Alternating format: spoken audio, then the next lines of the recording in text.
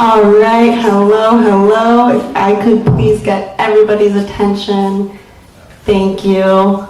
Thank you so much for joining us tonight. Welcome to the Anchorage Museum and welcome to this Cook Inlet Historical and Alaska Historical Society joint lecture. We are proud to support this ongoing lecture series as the Society was integral in founding the museum all those years ago. As we take in the rich history of the lecture topics ahead, I would like to take a moment to recognize that this event takes place within a museum dedicated to preserving and illuminating the history of Alaska, and it sits on the ancestral homeland of the Eklutna Dena'ina people. The museum is committed to celebrating the culture and language of the Dena'ina. One last thing I would like to say is, in conjunction with the opening of our exhibition, Cold War to the Cosmos, Distant Early Warning Systems of the Arctic, the Anchorage Museum will be hosting a symposium on April 5th examining the Cold War's impact on Alaska and its people, featuring insights from award-winning authors Charles Wolforth, Indigenous History Professor Holly Guise, and Anchorage Museum's Director Julie Decker, and Anchorage Daily News writer Zachariah Hughes. This event includes presentations, a moderated panel discussion, and a guided visit to the exhibition Cold War to the Cosmos.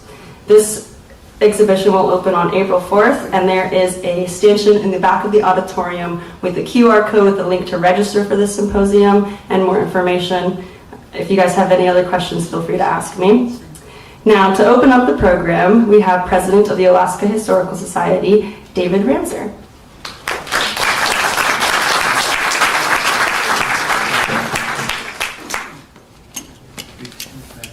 Thanks, Danny, and the Anchorage Museum for once again hosting one of our joint events.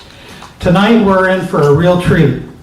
I've been privileged to hear our guest several times, and he's one of the most insightful, knowledgeable, and compelling speakers I've heard. No pressure, Professor. 2 years ago, the Alaska Historical Society launched its Critical Issues lecture series designed to raise the level of civil discourse and show how history can inform discussions of current issues. Of late, that seems more important than ever.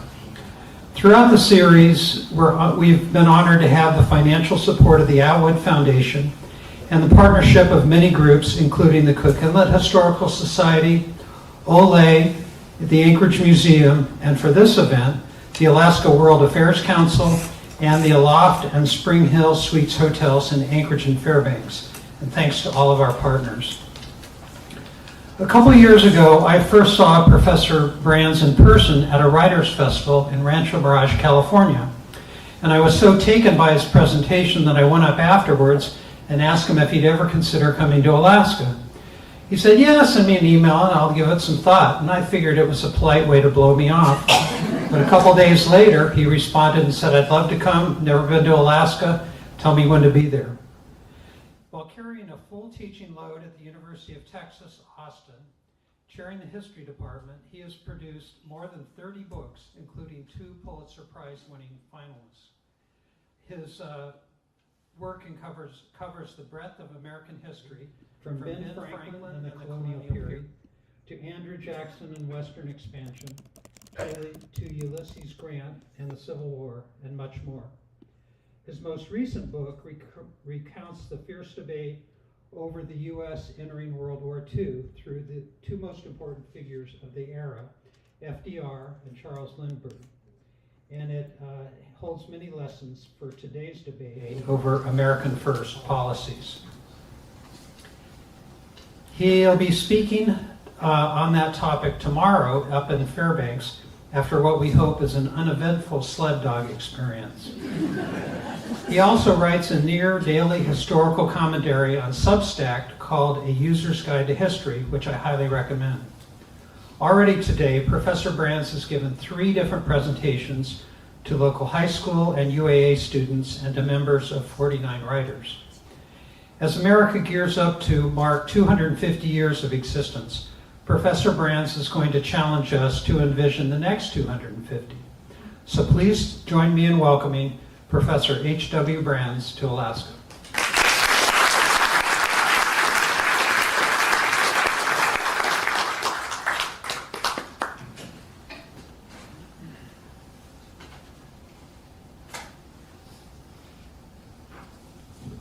Thank you, David, for that very kind introduction. Thank you all for having me here. I'm delighted to be here and to have the opportunity to visit your great state. I live in Texas.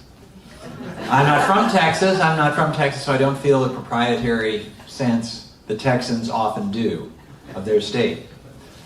Some of you are old enough to remember when Texas lost its pride of place as the largest state in the Union.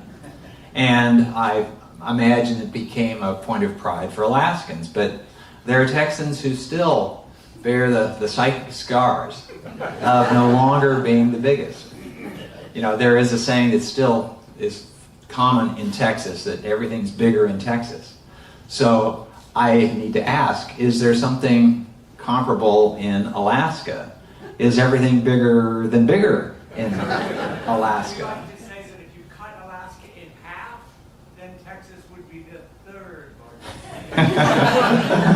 I will take that home to my Texas Patriot friends and see what they say to that. Anyway, it's a delight to be here and to try to take on this challenging topic of America's next 250 years. Now, I will confess at the beginning, this is kind of a bait and switch business. I don't know the country's going to look like 250 years from now. But I have figured out, I'm not the only one to figure this out, that it's a very hazardous business to predict what's going to happen tomorrow. It's easy as pie to predict what's going to happen in 250 years. Needless to say, nobody's going to be around to prove me wrong. But you might very well ask, what in the world does a historian have to say about the future? I usually refuse to answer questions on the present because I don't know how it turned out. I mean, this is what historians do. We look at what happened in the past. We wait until it's far enough in the past so we know what it adds up to, what it meant. Now, I was asked actually this very topic earlier today. So how do you know? How do you know when you're far enough away to know how it turns out? And I had to admit that that is always a work in progress. And so something can happen and you think, that's it. We know how it turned out. The example I gave this afternoon was, in 1995, it was very possible, it was very tempting to say, we know how the Cold War turned out. Our side won, the other side lost. The Soviet Union dissolved.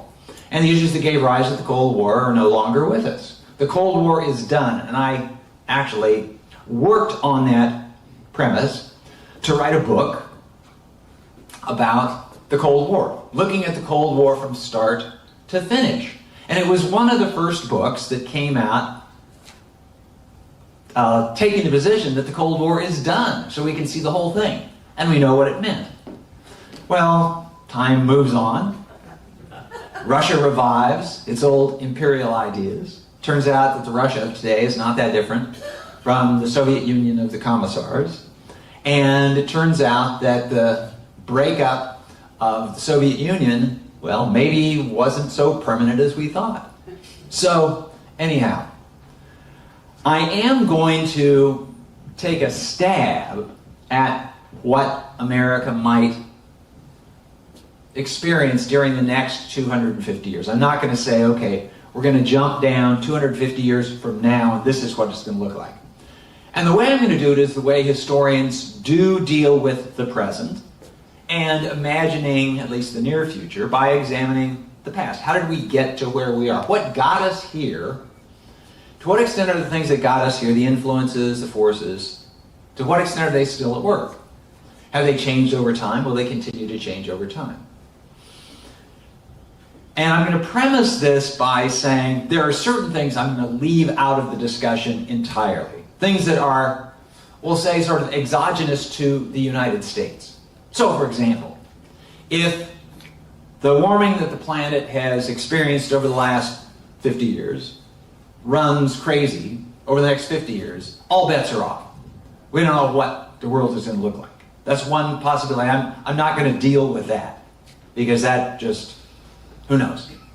I'm also not going to deal with, that is one really potentially important influence.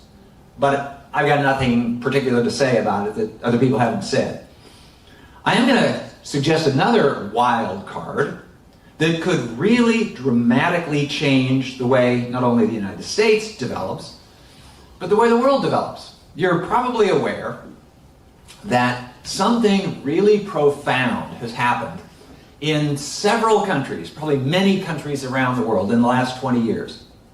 And that is populations, national populations, that had been growing from 10,000 years ago, from the agricultural revolution of the Neolithic age until the year 2000. Populations had been growing. Sometimes they would grow faster, sometimes they would grow slower. Sometimes there would be a reverse when there was a great epidemic, like the Black Death of the 14th century, where the population of Europe plummeted. But it quickly resumed its rise.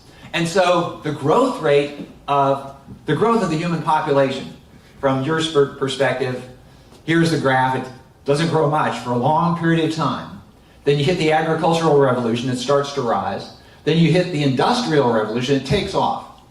And so I look out, and some of you are old enough to remember, during the 1970s and 1980s, and in some places even later than that, the grave concern was that the human population was going to outstrip the carrying capacity of the Earth. And there was a book called The Population Bomb. It was going to blow up the world. Now, it seemed reasonable, extrapolating from the events of the 50 years before that was going to happen. But in fact, in some cases of the richest countries in the world, populations are beginning to decline. And this is something that takes historians, demographers, takes everybody by surprise. Nobody saw this one coming 30 years ago. And it will change almost everything about human existence if it spreads to other countries. If we live in a world where the human population is going down instead of up, we've built all sorts of our assumptions about the future on the growth in populations. But if growth is negative, if the populations go down, the very first thing it's going to do is change the kind of services we can provide to people who live in our communities.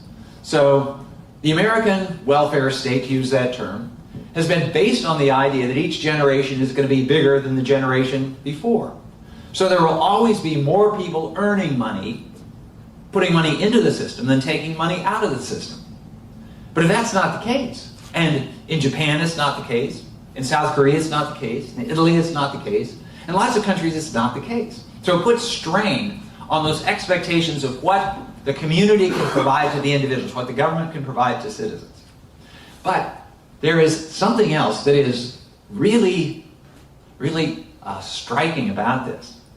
So in countries where the population has begun to tip down, governments have really tried to get people to have more kids. And this experiment has never been done. And nobody knows if it's possible. So why do people choose not to have kids? To get into the details of this, before reliable contraception, having children was a side effect of having sex. And most people like having sex. And if you had sex often enough, you'd have kids. And so people usually didn't make a choice. Shall we have more kids or not? You just had sex and you had kids. But once you could split the decision to have kids from the decision to have sex, then humans could decide. Do we want 0 kids, 1 kid, 2 kids, how many kids? And humanity has never had this option in the past.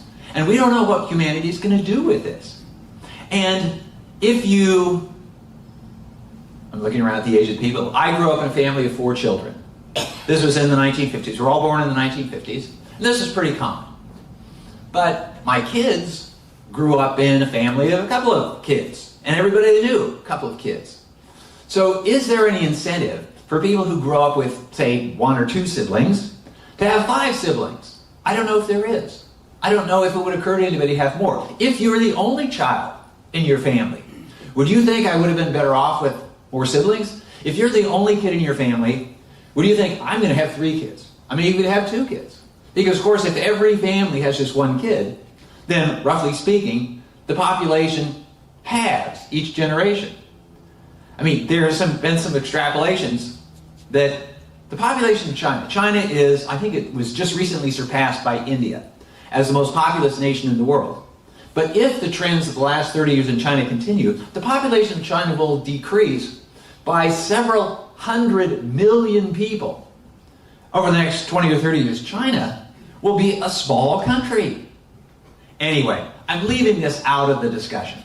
Because I don't know. I don't know what's this going to happen. But if it does, will the United States be a great power? Would the United States be a great power if it had half the population it has now? If it has half the population it has now, presumably the economy will be smaller. Maybe we'll get more productive in certain areas. But the power that a country can convey to the world, can project to the world, depends, in very large part, on the size of that country's economy. The United States has been the most powerful country in the world because since the beginning of the 20th century, the United States has had the largest, most productive economy in the world. Over my years studying history, I have developed what I modestly call Branza's laws of history. And I call them Branza's laws, not because I'm inordinately proud of them and I want the world to know they're mine. It's really, I want the world to know they're mine so they don't blame other historians for these. I'm the only one who believes in Branza's laws of history. One of them, and I think they're all pretty true, and to the extent that they're the way they're explained. But this one is, I haven't seen any counterexamples. And this one says, sooner or later, every country gets the foreign policy it can afford. And the implication here is that rich countries have ambitious foreign policies. Poor countries, they don't change the world, they get along with the world that they exist in. So now I am actually getting to this question of what is America going to look like in the next 250 years? Because looking back for the first 250 years, the United States had a very modest foreign policy. For the first 120, 30 or 40 or 50 years of its national existence. So if we start in 1776, because we're coming up on 2026, that's 250. In 1776, the United States had a very modest foreign policy. The United States was a small country. It was on the edge of Western civilization, clinging to the eastern seaboard of North America. The population of the United States in 1776 was about 2.5 million people. A small country, not the size of a decent-sized city in the United States, a city in the United States city. That was the population of the whole United States.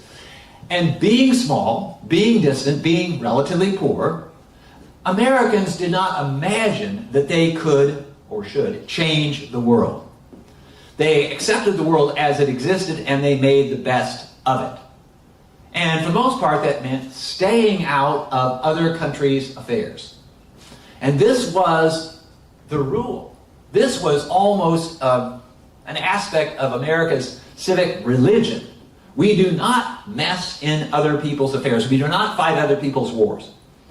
And this was true from George Washington, the first president, who warned Americans against getting overly involved in the affairs of Europe. There was a war going on almost constantly between Britain and France during Washington's presidency. He says, we're not going to get involved.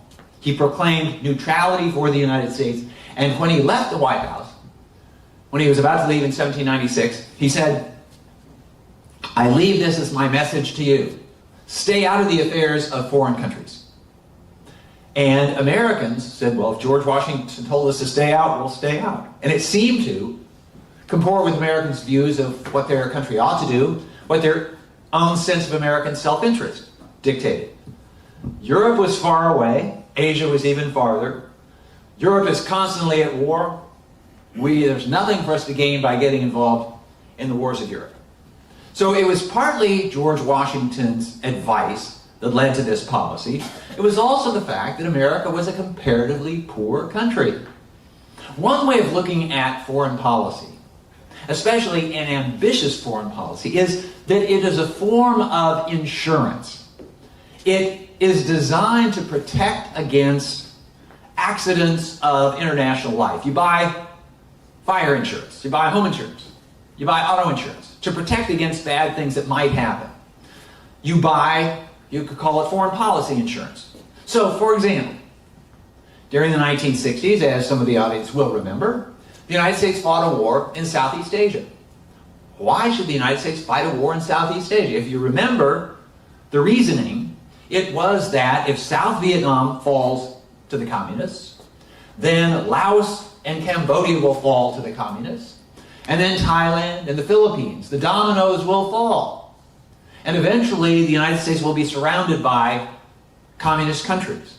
So eventually, after all the dominoes have fallen, they'll be coming after us. Now, this was a stretch, and it was going to take a long time. And if the United States had not been a rich country, Americans would have said, well, okay, that's something that might happen in the distant future, but we can't do anything about it, so forget about it. We won't try.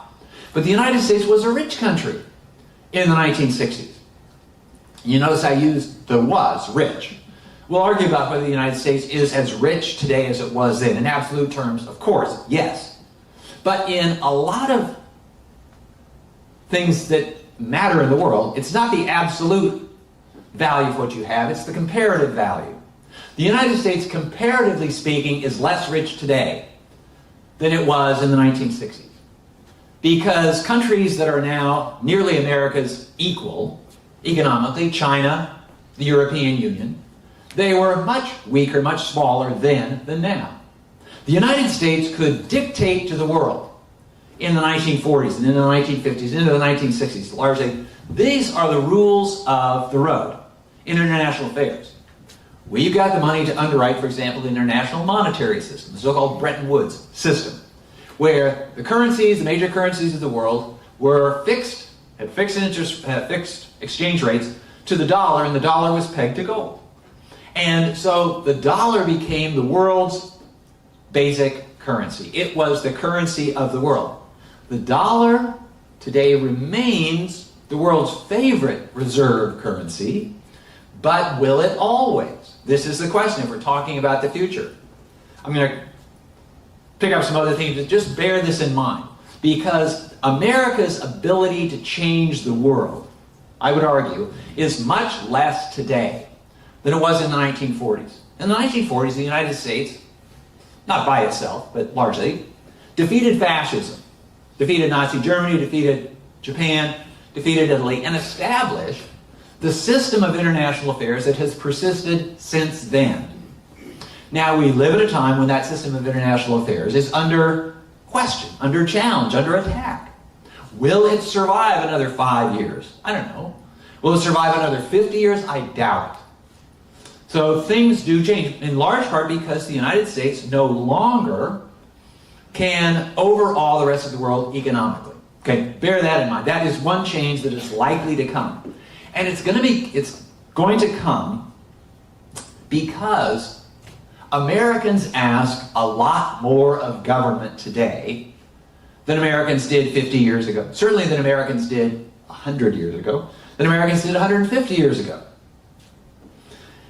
In the 1880s, Grover Cleveland was president of the United States. Texas farmers were suffering from an extended drought. And Congress passed a bill that was going to provide relief to Texas farmers. Federal money was going to help these suffering Texas farmers out. And the Texas delegation got together and did favors for other delegations and got Congress to pass this Texas Farm Relief Bill. And Grover Cleveland vetoed the bill.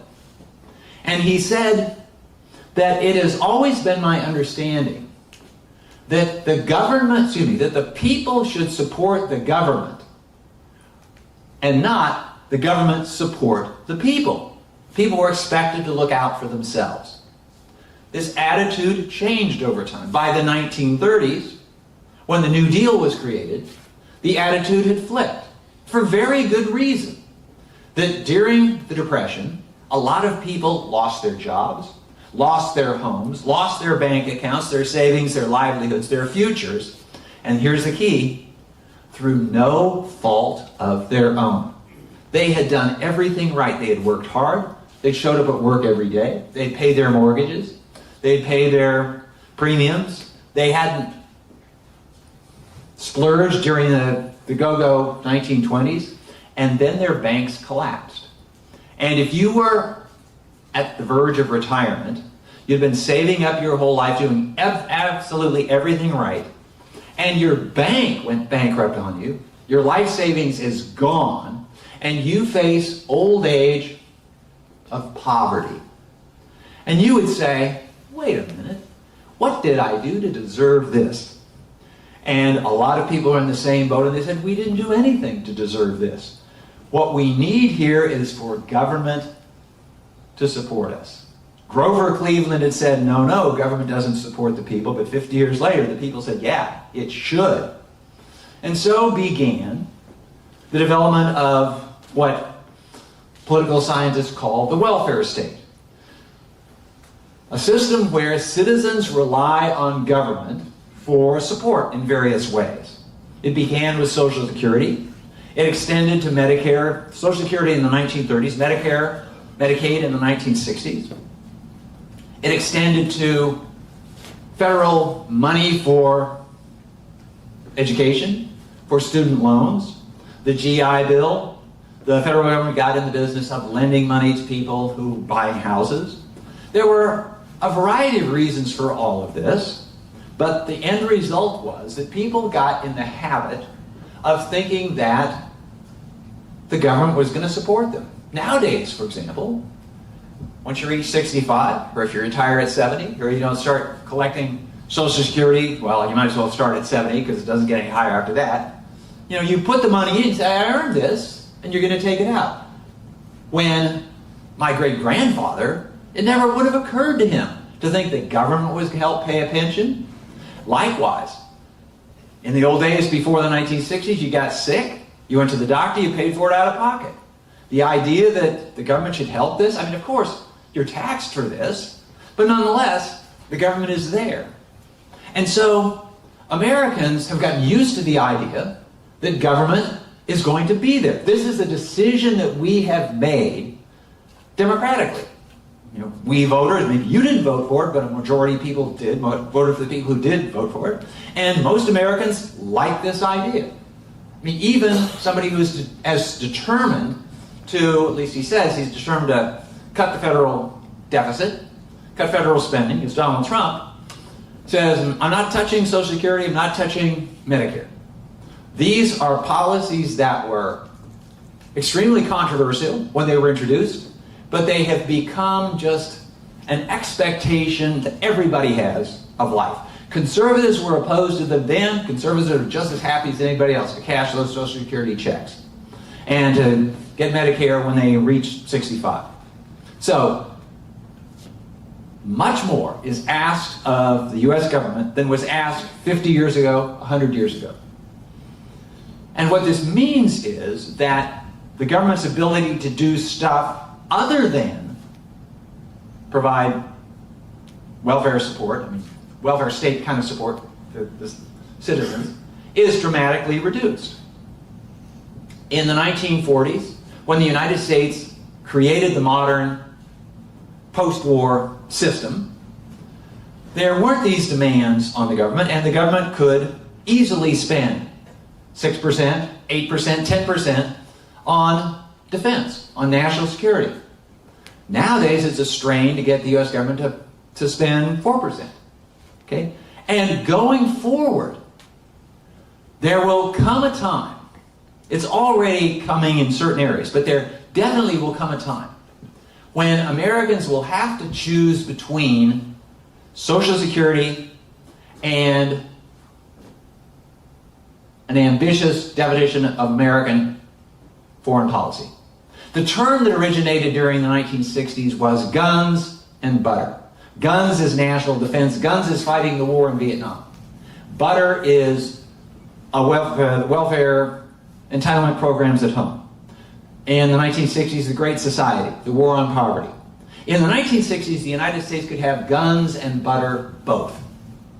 By the 1970s, there was some strain, but still, Americans could have it all. And I call this sometimes a period from the 1940s to about 2000 or a little after, maybe till 9/11, 2001.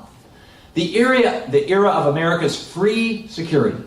Free in the following sense, not that paying for the wars in Korea and Vietnam and the Persian Gulf didn't cost money, but that there never was a decision on foreign policy that was made either for or against because of the cost of doing it. There was never a time when a president had to say, you know, I'd really like to invade that country. I'd really like to go to the aid of that country over there, but we can't afford to do it. The operating assumption was that if we want to do it, if it's important to do it, we will do it. And we will still increase the size and comprehensiveness of the welfare state. But in this century, in the 21st century, increasingly these questions are being asked. Increasingly, people look at the mounting size of the federal debt and say, this cannot continue to rise at this rate forever and ever. Something's got to give. And I ask you, what's going to give first? Will it be that ambitious foreign policy? Or Americans say, okay, you know, we're going to defend Taiwan. It might cost hundreds of billions of dollars. We've already spent several $100 billion defending Ukraine. And so we can do it. But wait a minute. If doing that means not doing something else, well, maybe we won't do that. Maybe a Taiwan independent of China is not really worth that much. Is it? Is it an essential element of American happiness and prosperity, as important as, say, your Social Security check? I will give you an idea of the mechanism, how this works. Some of you will remember, until probably 8 or 10 years ago, the Social Security Administration would send out every year, you remember when you got your statement of account from Social Security, and it would say that since you made your first paycheck, and we, the Social Security Administration, took out our first part of it, you have contributed X number of dollars toward your savings account. And if you continue to contribute at this rate until you retire when you are age 65 or 70, whatever it is, then you will receive a monthly paycheck of this much.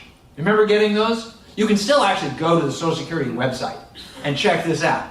If you haven't retired yet, you see, okay, if I work until 67, I get this much. If I work until 70, I get this much, and so on. And when you got this statement of account, or nowadays when you go on the website, it has your name, it has your Social Security number, it has this, what looks like a bank balance. You contributed this much, and here's your projected returns. Okay, it looks like there is money waiting for you. And when it looks this way, people, not unusually, think that it's theirs. After all, I've been contributing all this money, and it was put into a bank account, it's been earning interest, and I'm going to get more back. They think you have, I have, we all have, an ownership stake in this. Now, this is in fact a fiction. There is no safe deposit box in Washington with your name on it, and this cash has been building up. But it's a very useful fiction for those people who like the idea of Social Security. Franklin Roosevelt, who was the president responsible for this, knew exactly what he was doing. He said, it was pointed out to him, this gives a misleading impression of what's happening with this Social Security system. People think that this is a savings account, and they have a moral claim on this amount that's being taken out. And he said, I know that's not true. The money is coming in through this window and going out the next day out this other window. It's a pay-as-you-go system, but you set it up this way. And where Roosevelt said this was a potential critic of the Social Security system, he says, you set it up this way, and the words he used were, no damn politician is ever going to be able to take this away from the American people. And he was exactly right.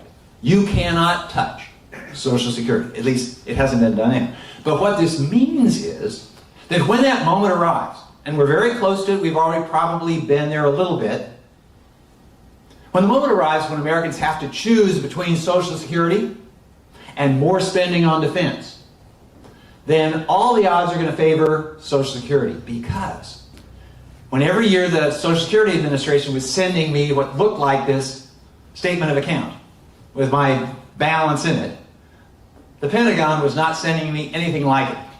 I do not have a defense account in Washington. And so I don't feel as though I have any moral claim on a certain level of spending for defense. And if you think about it, most people occasionally think about foreign policy. People think every day about how much money they have in the bank, whether they're being able to pay their bills, whether they're going to be able to buy this, buy that. So when push comes to shove, I will make the prediction, and I'm pretty confident in this prediction, that Americans will choose Social Security over that new or even existing foreign policy commitment. Because that's getting expensive, and its returns are pretty nebulous. Is that really going to make American life better? Whereas, if you take away my Social Security, my life is going to be made worse. Okay, so this is one prediction that I'm going to make. That American foreign policy, maybe starting in this presidency, Donald Trump has already said that he's essentially pulling the plug on aid to Ukraine. This was a project of the Biden administration, and President Trump ran for president again in 2024, clearly indicating that if he was elected, things are going to change. And he was elected. And so it would be surprising if he did make this change. And of course, he's talking to Vladimir Putin, and they're apparently trying to negotiate an end to this. So this could be the beginning of the end of what I call this era of free security in American life, an American approach to the world. It's going to happen. Is it going to happen this year, next year? I don't know. But it'll certainly happen within the next few decades.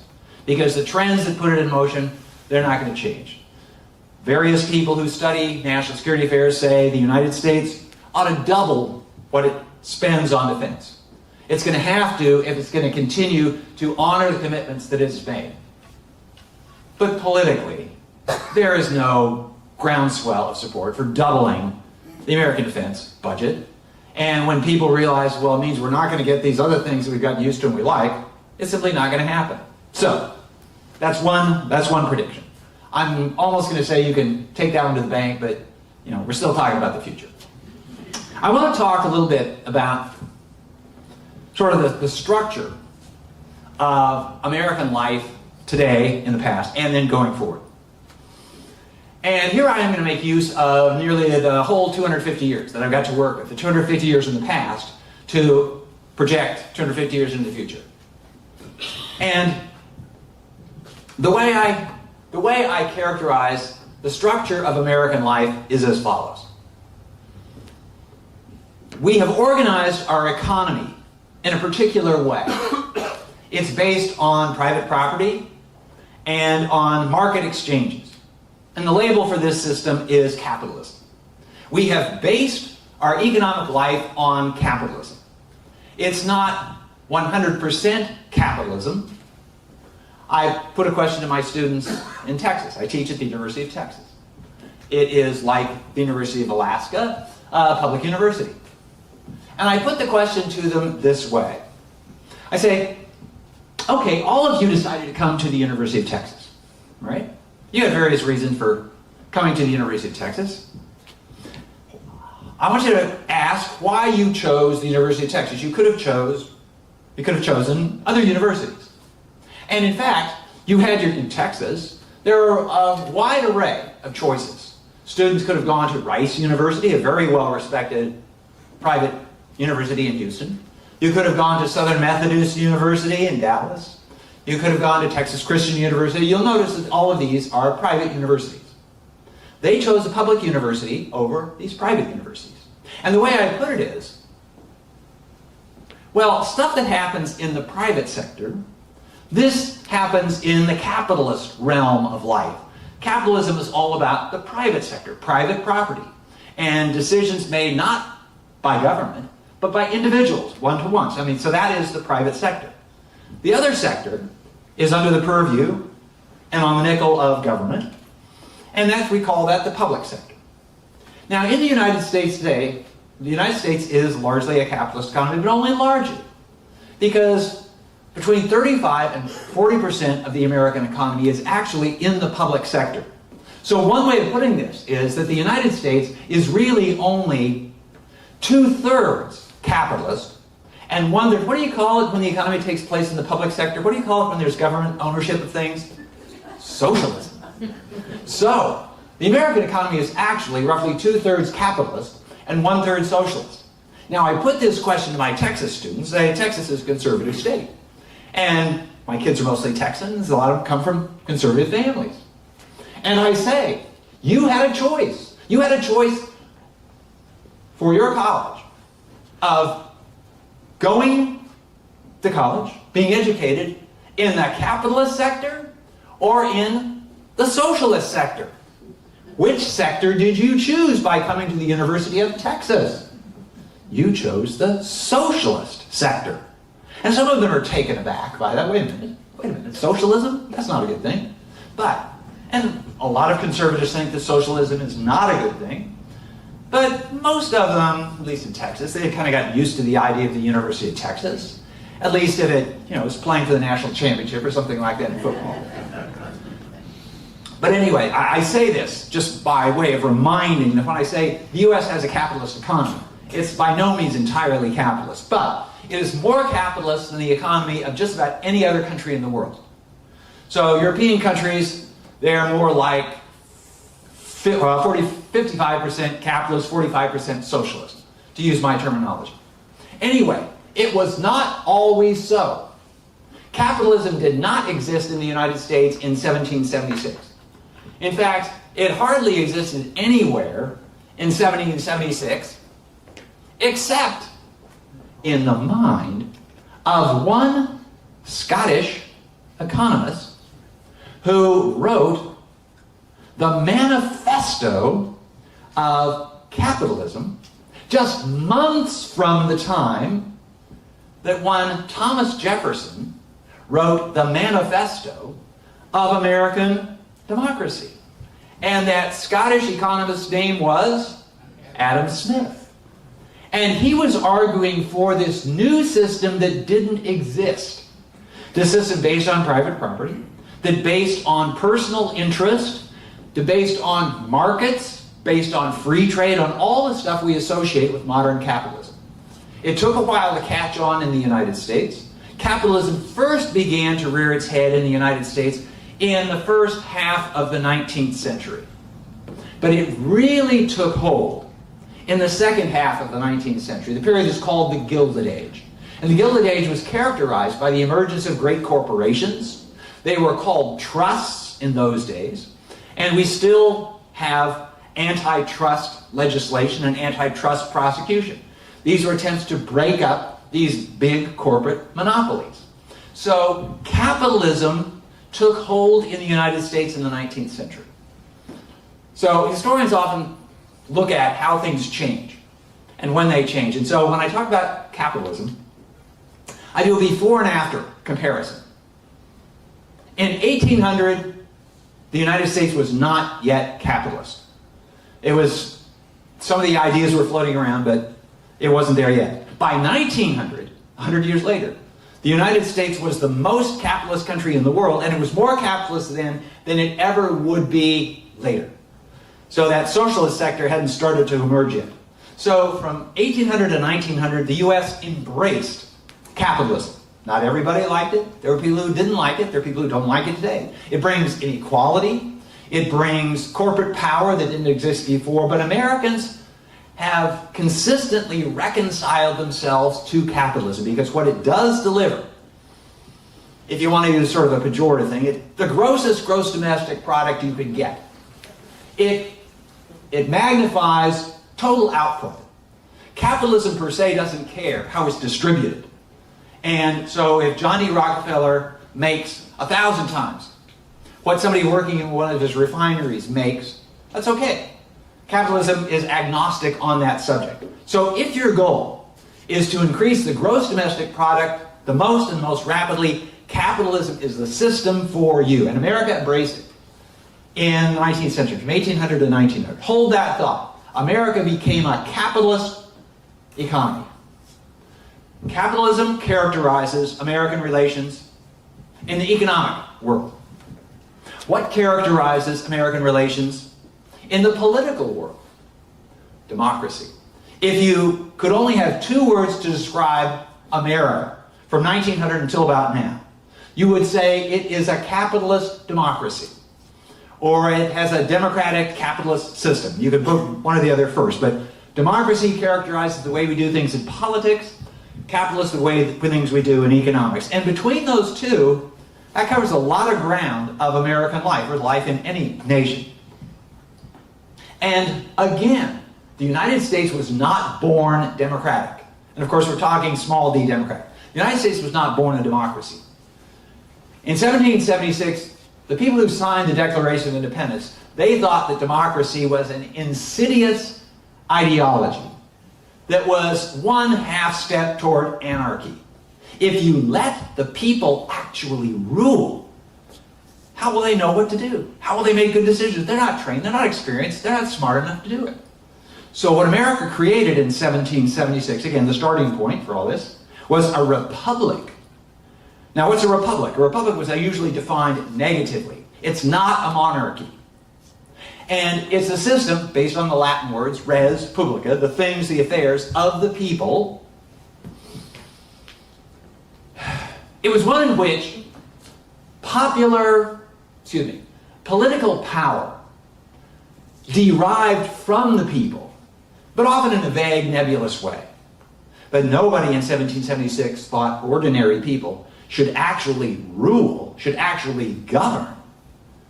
Yes, Thomas Jefferson did say all men are created equal, but what he really meant was that Americans have and ought to have political rights equal to those of the British. And so that justifies Americans to create their own government. He wasn't saying that that guy behind his plow in Tidewater, Virginia, is the equal of me and should have the same political power. But that idea did develop. And just as it took decades for Adam Smith's ideas to catch on and take hold and change American life, so with the ideas of Thomas Jefferson, especially this idea that all men are created equal. Jefferson had this particular meaning for it, but once you say it, once those words get out there, once that idea goes abroad, and Americans read in their founding charter that all men are created equal, that means me. I'm a farmer in Tennessee. I'm a blacksmith in Kentucky. I ought to have equal political power, say, with anybody else. And so by the time Andrew Jackson is elected president in 1828, this concept of democracy had taken hold. And it carried all before it.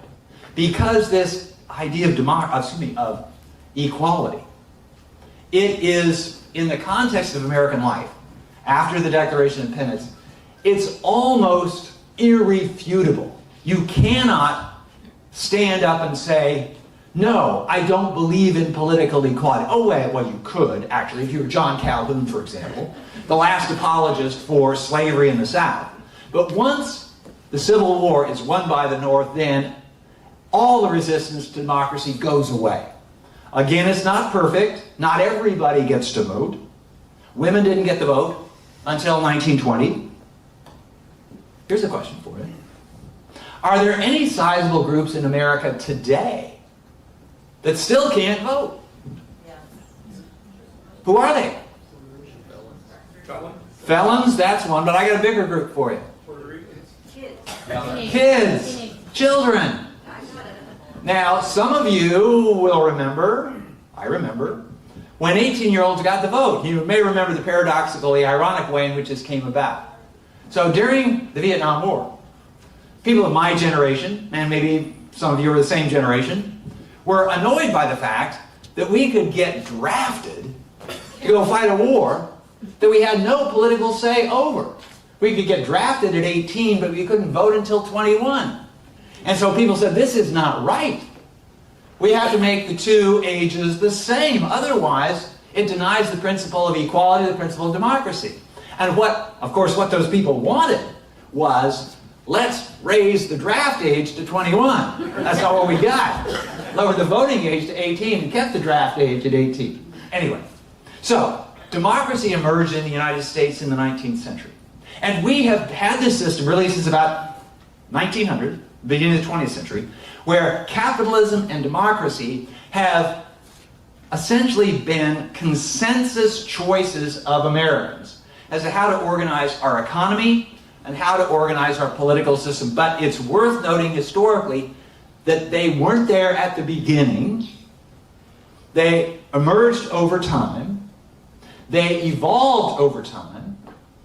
And there's no guarantee that they are the end of political development and evolution in the United States.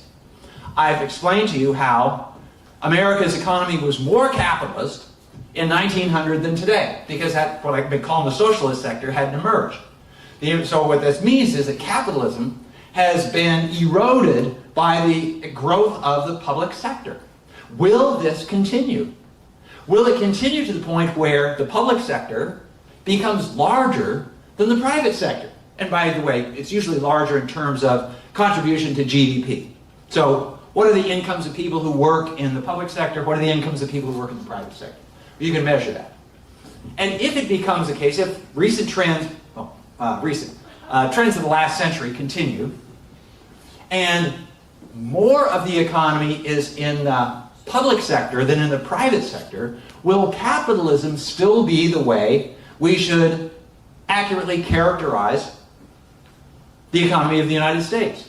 I don't see any particular force that is going to maybe slow down but not reverse the growth of the public sector, because the growth of the public sector is the result of these demands of people for things like Social Security and Medicare and Medicaid and Obamacare and federal student loans and all the other stuff we get used to.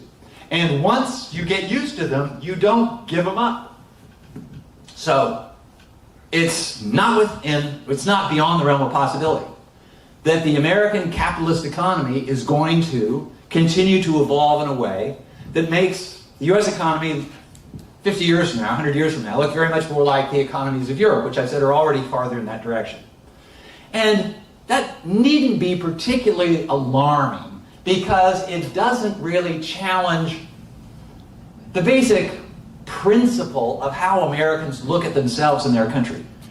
But the second question, about the second institution, democracy, this is one. This is one that really does alarm people, because America was essentially the first sizable democracy in the modern world. America invented democracy. And I'll give you some statistics that'll show you about the growth of democracy. In 1800, there were essentially 0 democracies in the world of any size. You can go back to ancient Athens, but that's just a city, that's not a country. In 1800, there were no democratic countries in the world. By 1900, the United States was there, and several European countries were sort of democratic if you could ignore their foreign imperialist enterprises. So Britain at home was democratic, but British India was anything besides democratic. But leave that aside. So 0 to, let's say, a dozen in 1900. By 2000, there were about 100 to 110 democracies, depending on exactly how you define them and how you count them. But clearly, democracy seemed the wave of the future.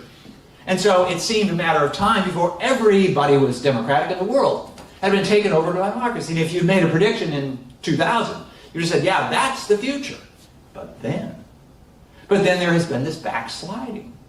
And so Russia, which had appeared on the verge of becoming democratic, China, which seemed to be becoming more liberal and then maybe more democratic, they've gone backwards. India, which prided itself as the largest democracy in the world, has shown some reversion to authoritarian form. And even the United States, which invented democracy, finds itself in a position, and you can have your own views of President Trump, but I will point this out. If there is one sort of sine qua non, necessary condition for democracy, it is the idea that you hold elections, you count the votes, and you abide by the results of the votes.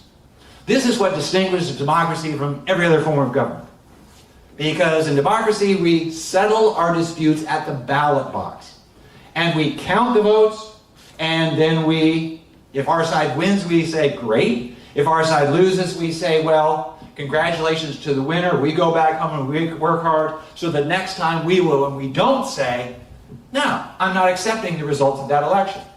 Now, when Donald Trump took that position in 2000, it was a jolt to the American system. When his followers assaulted the Capitol on January 6th of 2021, then it seemed, uh-oh, this is even worse than we thought. But that went away. Donald Trump did, in fact, leave the White House on time on January 20th of that year, but he continued to say, I didn't lose. The election was rigged, it was stolen, I didn't lose the election. And it's one thing if a sore loser says that. Okay, that's Donald Trump. But when his party said, you know what? We're going to take that position too. It took a while for the Republicans all to come around, but they did.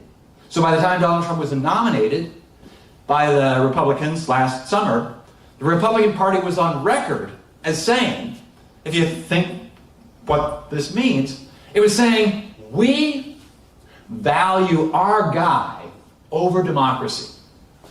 Okay? Now, it was, to a lot of people, alarming enough that a political party would do this.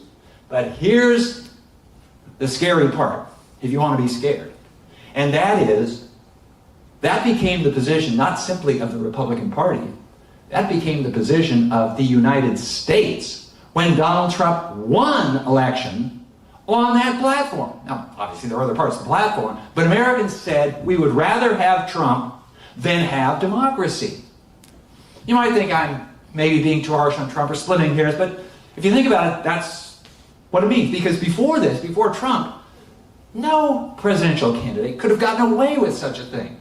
And people would have said, no, democracy is more important than any particular candidate. So, the United States, by the way, is placed on the list of democratic backsliders among institutions and people who make scorecards of how democratic things are.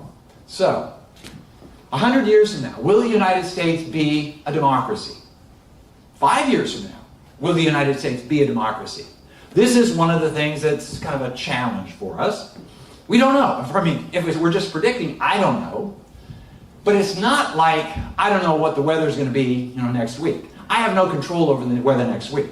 But I have a little bit of control. You have a little bit of control over whether the United States is going to be a democracy 5 years from now or 50 years from now. I'm going to leave you, because I actually meant to leave some time for questions, but we'll wait for questions if you want to ask them. I teach undergraduates at the University of Texas. At the beginning of the fall semester, we start out, this is a 2-semester course in American history, and I begin by saying, okay, this is where we were in 1776. And we go from there in the first semester up to the Civil War. And in the Civil War we go from, in the second semester we go from the Civil War to the present. So we've gone through this whole period that I just described to you in 2 semesters. I tell my students at the beginning, I ask them, how many of you think, I'll ask you right now, raise your hand, if you think that everything is absolutely perfect about American politics and American political life, that if you were czar of American politics, you wouldn't find a thing to change. Raise your hand if that's what you think. I haven't had anybody raise it, either audience like this nor my students. So I say, that tells me that you think there's at least one thing wrong, one thing that could be made better. Now, I tell my students, I'm telling you, I'm going to make a statement here that applies to you because you live in a democracy. You have an opportunity to fix those things you don't like. Now, I tell my students who are younger than you, on average. My students are 18 years old. We'll round it up to 20, okay? They're 20 years old. And I say that if you don't like things about American life, American politics at the age of 20, it's not your fault. You did not create this world that you are about to inherit as adults, okay? Blame me. Blame people of my age and my generation. We created this world we're handing off to you. That's what I tell them at the beginning in the fall, when we're talking about 1776. When we get up to the present, in the spring, we'll get there in 6 weeks or so, at the end of the semester, I say, okay, here we are at the present. Now, I'm about to send you, dear students, off into the world. Believe it or not, most of you, statistically, are going to be alive 50 years from now. You will be alive, again, it's a stretch, but it's going to be true. You will be alive when you are as old as I am. And then if you don't like what you see in the world around you, then look in the mirror and blame yourself. Because you have the privilege of living in a democracy where citizens can change the things they don't like. And if the things you don't like when you're 70, it's your fault. So I say to your students, go out in the world, make it better. And this is why, when I close, as I'm closing now, I'm not going to say, this is what the world is going to look like 50 years from now, or 250 years from now, because the world is not beyond our control. It's not beyond the control of our children, especially, of our students. And they can fix the stuff that's wrong with it. They have to have the will. They will have the opportunity. They have to take advantage of that opportunity. One of the reasons I continue to teach is that my students come into my classes believing that the world is their oyster. They can fix the stuff that old fogies like me, and forgive me for saying it, like you, have done with the world. And I do not disabuse them of this idea. I do not tell them, this world is a hard place to change. The world will try to persuade them of that soon enough. But the fact that they come in with those bright eyes, those bits of trepidation they have on the first day of class, I arrange it so that my class on the first day of the fall semester is the first college class most of them will ever have attended. And so I see them, and they come in and they give me hope that the bad stuff's not cooked into the results, that things can get better. So I'm not going to leave you with a gloomy forecast, because I take away from my students that there's always this chance to improve. Again, it's because we live in a democracy where people get to make decisions. I tell them, if this were in China, I wouldn't be telling you this. Ordinary people in China have no control, really, over their fate much. But Americans do, so students, it's on you, go get it. Thank you very much. Any kinds of questions?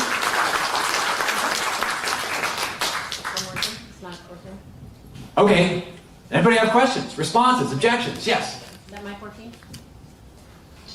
There's somebody right here. I'll repeat the question so everyone can hear. I was just going to say, so I was lucky enough to take both of those 315L and K classes 10 years ago. Hey! Yeah. Were you in my class? I was. Ah, wonderful. You came tonight. Thank you. Believe it or not, that's the reason I came. I'm going to take that as a vote of confidence. Thank you very much. But Hook 'em. yes. So one of the questions I had was more so on your lecture style.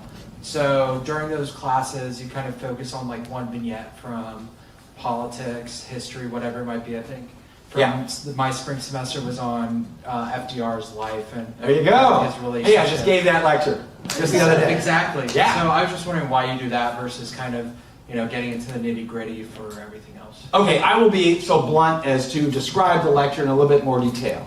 It focuses on the sex lives of Franklin and Eleanor Roosevelt.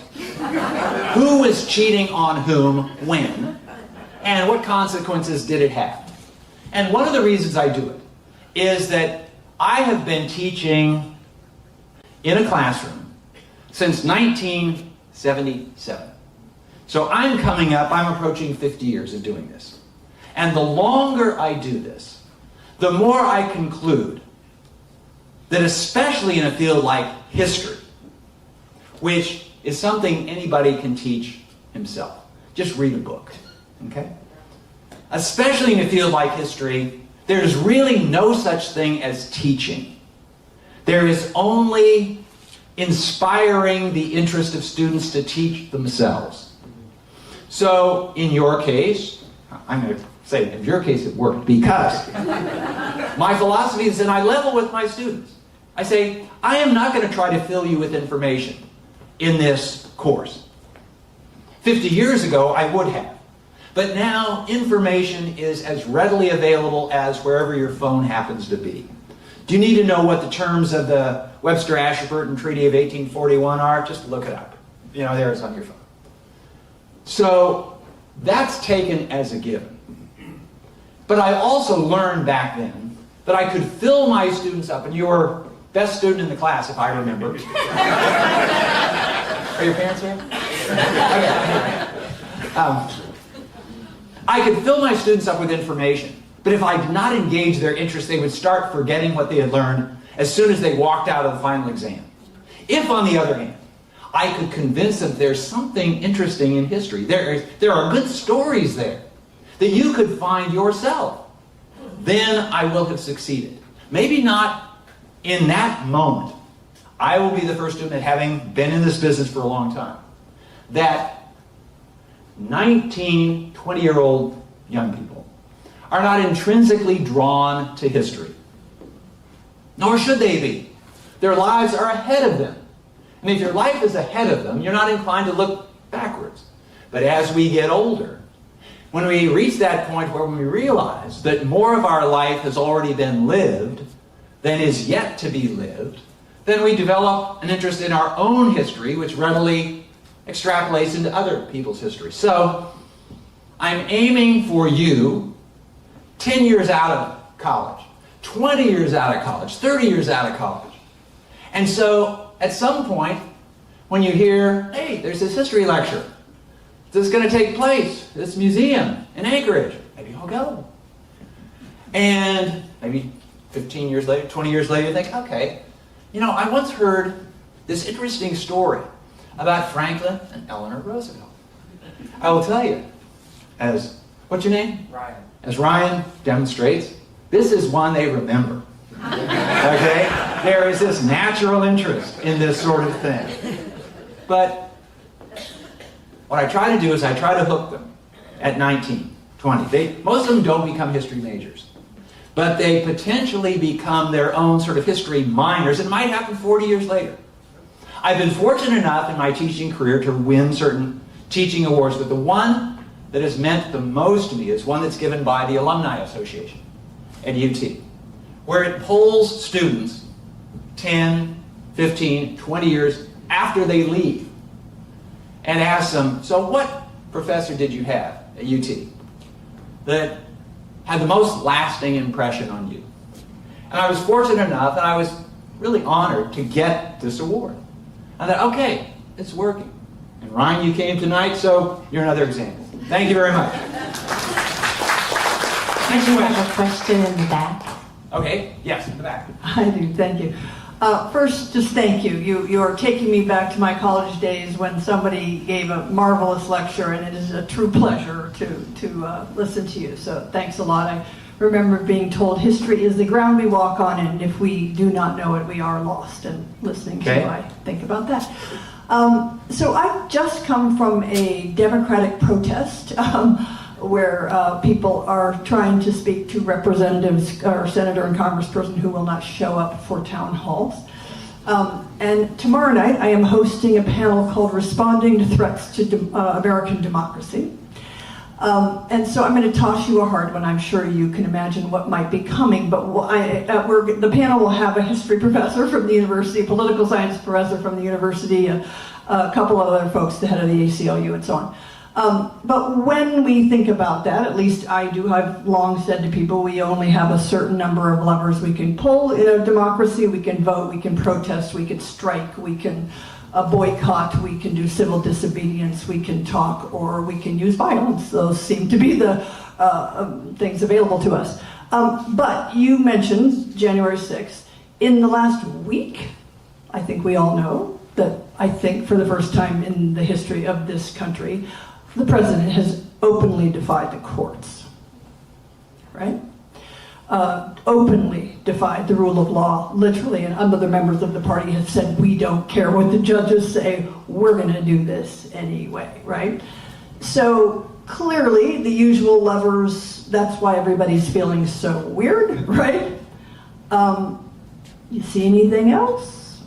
I mean, this is what we're tossing to the panel, and I don't expect them to answer. I don't expect you to answer, but I'm curious. I'm going to give an answer, and it might not be what you want to hear. And I say this because when I have suggested this to various people that I know who I think share the political views you express, they don't want to hear it either. And it is this. So what can a citizen do in a case like this? And yeah, you can protest, you can do all the stuff that you just identified. I'm going to suggest something else. That you can find somebody you know that you disagree with profoundly in politics. And you stop and ask yourself, why does that person think the way that person thinks? And remember that in a democracy, being right is no guarantee that you're going to get your way. You got to get the votes. And in a democracy, everybody has an inherent constitutional moral right to his or her own opinion, as wrong as it might be.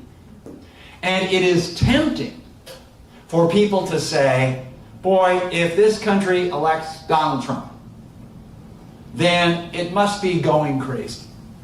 And that the people who voted for Donald Trump are ignoramuses, or they've been deluded, but they're not worth engaging with. You might feel that, but that is a very counterproductive way of proceeding. For Democrats, the opposition party, to say that the reason we lost this last election is that voters were simply too stupid to vote the right way is as unproductive as for the proprietor of a failing business to say, the reason this business is failing is that shoppers are too stupid to come shop here. Well, you might think that, but it's not going to save your business. Your job is to change their minds. Your job, if you don't like the people who got elected, is to change the minds of those voters. And you do not change, I'm not criticizing you, I don't know, you're probably a very nice person, so this is nothing personal reflective, but nobody's mind was ever changed by being yelled at. Nobody's mind was ever changed by being scorned, by being considered, what was the term that Hillary Clinton used? The deplorables, yes. When you say that all you do is you cause people to dig their feet in further. Now, you might believe that they're stupid and that they're deplorable. And if you prefer the feeling, again, I'm not speaking to anybody in particular in this room, but if you, because I have a lot of friends who exhibit this feeling, they seem to value more their feeling of righteous indignation. I'm better than those people who voted for Donald Trump. Well, if you take that attitude, we're going to get Donald Trump and Donald Trump and Donald Trump or whoever comes next. Because minds are not changed unless you are willing to say, tell me why you voted the way you did. And we can have a conversation. Because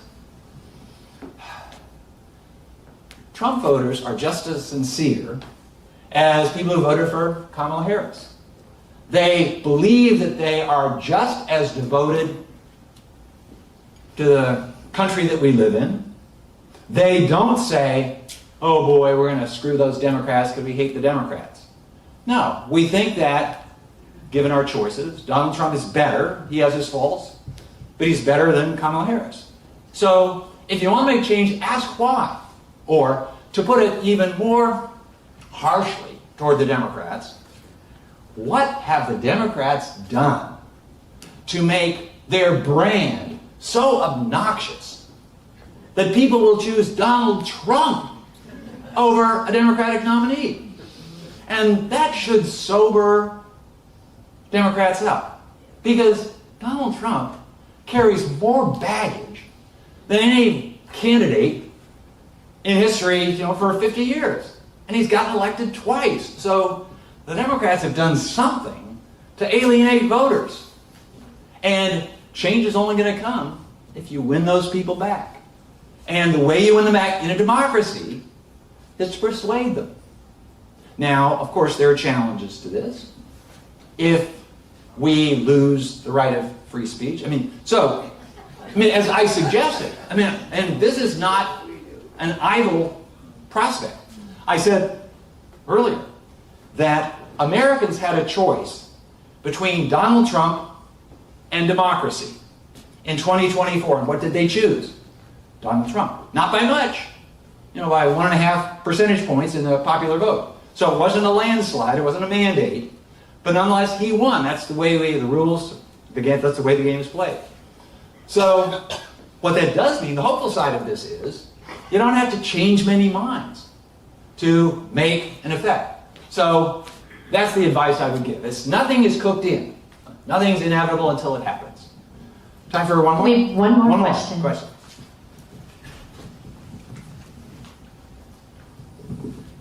I'm really intrigued by the notion that we chose democracy and we chose capitalism, and that you're dividing the two. And I wonder how, because in my amateur assessment of now and political history, is that because of capitalism, we have more calls for democratic equality as far as rich and poor and how that works. But I'm curious what your take is on, everybody says, democracy is at risk, but is it because of capitalists in that larger sense of we have Musk and we have... So this is a very good question. And actually I devoted a book to this very question. I'm reading it. American Classic. Very good. Maybe I shouldn't spoil the end. But basically, there is an inherent tension between capitalism and democracy. Now this despite the fact that on the 4th of July, lots of patriotic speakers praised both of them as just flip sides of the same coin of personal freedom. But the basic tension is this: that democracy is premised on the idea of equality. I get one vote, you get one vote, you get one vote, you get one vote. You can be as rich as John Rockefeller and you don't get any more votes than the poor folks who work for John Rockefeller. And that's the foundation principle of democracy. Capitalism has a very different dynamic. Capitalism is based on the principle of inequality. The reason that John Rockefeller has so much more money than people who work for him is that people are willing to pay John Rockefeller for the services he provides by putting kerosene in all of their lamps. And this is the reason that a star football quarterback can make $50 million a year. And somebody who teaches your kids in 2nd grade might be lucky to make $70,000 a year. There's no sort of moral calculus that says this makes sense. It's just the way the economy that we have chosen works. And the reason it works this way is to select for the people who have particular talents to do what we want them to do. The reason that LeBron James makes so much money is that a lot of people want to watch him play basketball. And they will pay for it. And so our economy, our capitalist economy, is set up to make sure that's what he does. And he doesn't go off and teach 2nd grade. because that would be a waste of his peculiar talents.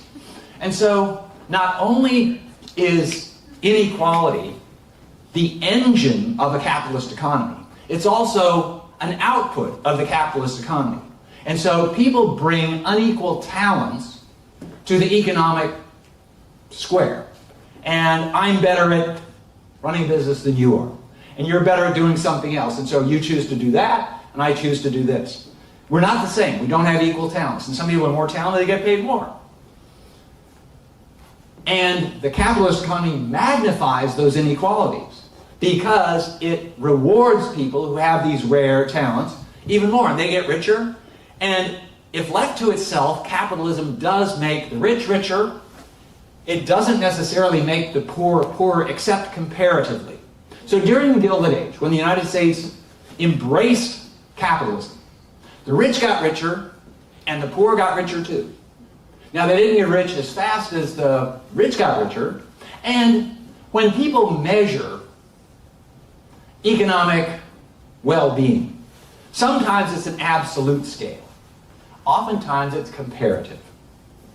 An experiment that I do with my students is, I say, would you rather be John D. Rockefeller in 1900 or John Q. Public in 2000?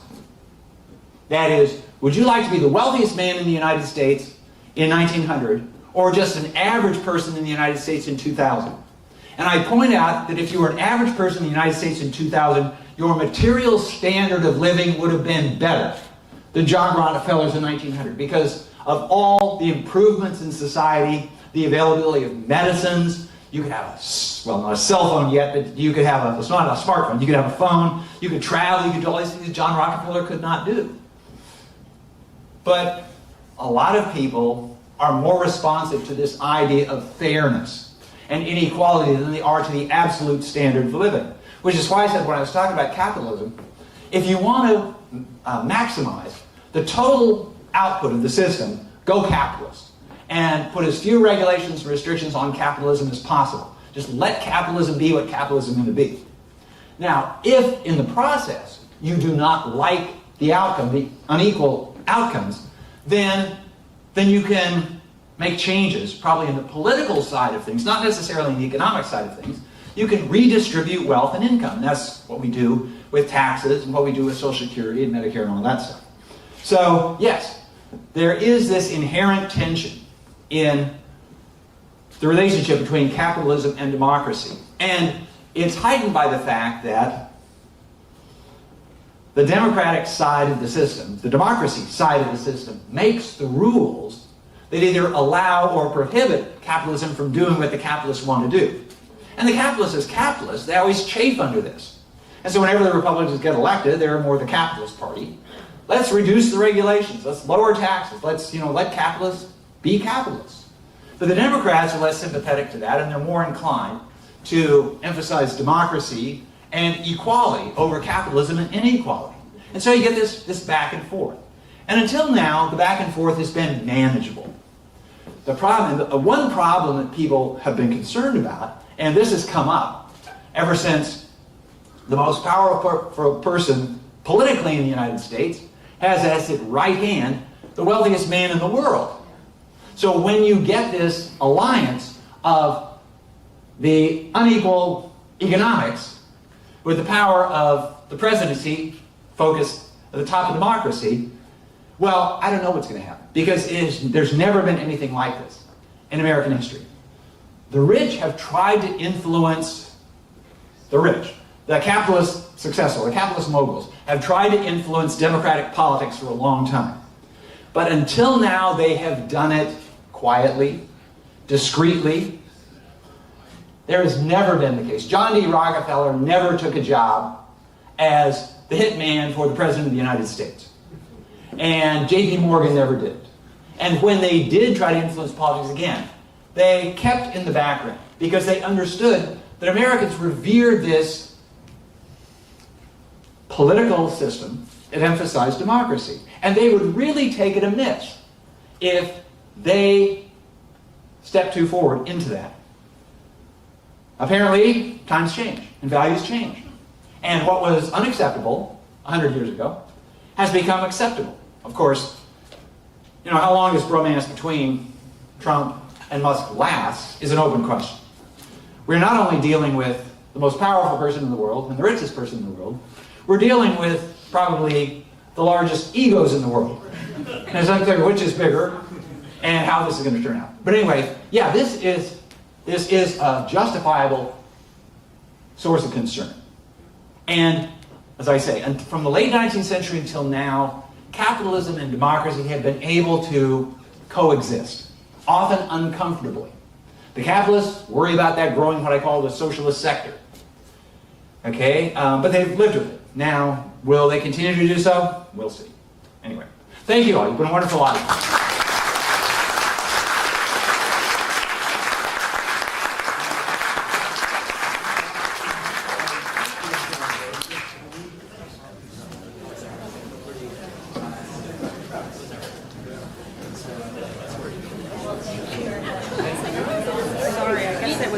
And in the past we haven't had this set up, so I was like, oh, it works. Thank you so much. I gotta take a picture of your setup. This is fantastic. Yeah, but how long have you guys been doing this? They started doing it during COVID? I Yeah. would say, but the person who was doing it got a new job, So now you've just been trying to learn it? been Fantastic. learning it and Wonderful. so no, it's great. I mean, it's